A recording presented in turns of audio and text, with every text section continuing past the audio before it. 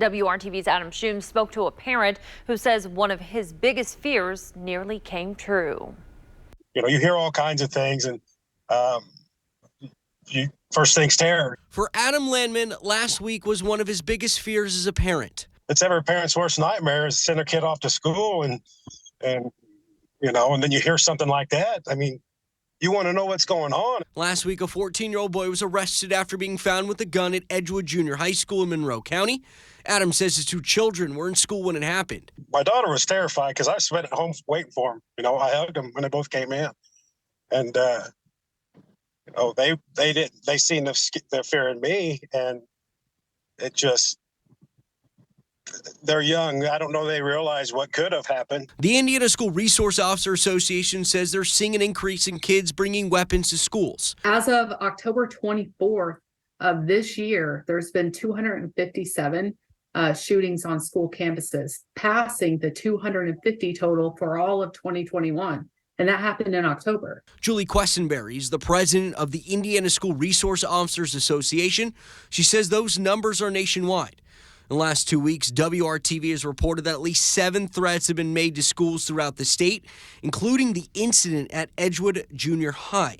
In at least one instance, Decatur Central High School was placed on lockdown after a gun was found on campus.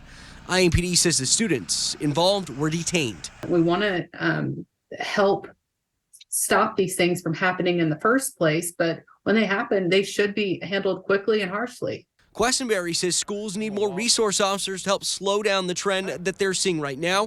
The officers play a vital role in the students' day-to-day lives. While equipment is nice, people are better, because we can gauge students as they're coming in, talk with them, build relationships where they feel safe to come and talk with us and let us know what's going on. A parent's worst fear is outliving their children. For Adam, he's just hoping that a situation like that won't ever happen again.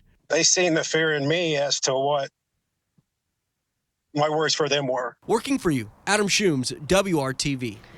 IMPD says it consistently works with school police departments and districts to deal with potential threats and security matters. The department said based on those assessments, it will provide additional patrols and presence as needed. After we hear about school threats or a student bringing a gun to school, we often see the question, where were the parents? Can they be held responsible for their role? Well, I reached out to a law expert at Indiana University who told me laws holding parents accountable in other states work, but those laws aren't on the books here. A parent or guardian commits a crime called dangerous control of a child, which is a level 5 felony, only if they knowingly, intentionally, or recklessly a child use a firearm, knowing there's a substantial risk that a child will use the firearm to commit a felony, and they fail to make reasonable efforts to prevent that child from doing so. IU law professor Dr. Jody Madera explains to me the challenges of holding parents accountable when a child brings a firearm onto school grounds. Put simply, our state's laws allow leniency. We need to have a child access prevention law that makes it easy to hold parents liable for recklessly storing firearms or making firearms available to children. I think it's far too hard to hold negligent parents liable. We've seen the impact in other states that these child access prevention laws that are stricter can have. And for example, they provide incentives for parents to store guns safely. Dr. Madera says holding parents legally culpable if their children make threats to a school is unlikely.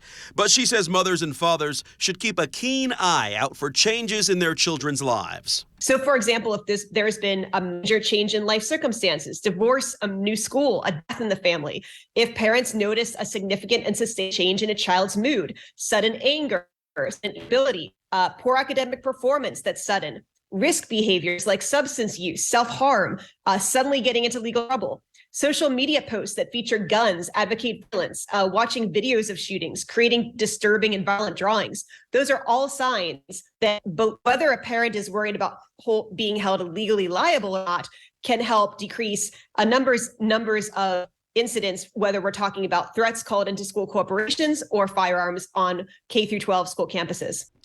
Well, Dr. Madera points out other states with stricter child access prevention laws that place more responsibility on the parents have lower incidents of reports with kids with weapons on school grounds. And we spoke to a local psychologist who says kids making threats or bringing weapons to school most likely have mental health problems.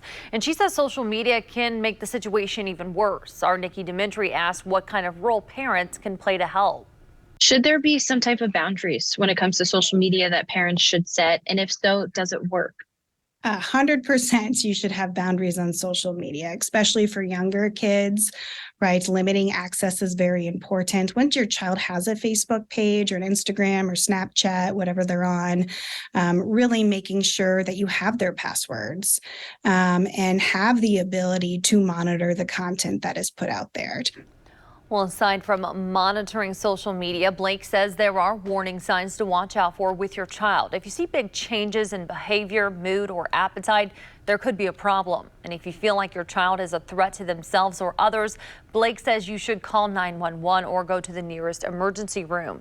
And after that, enroll your child in therapy.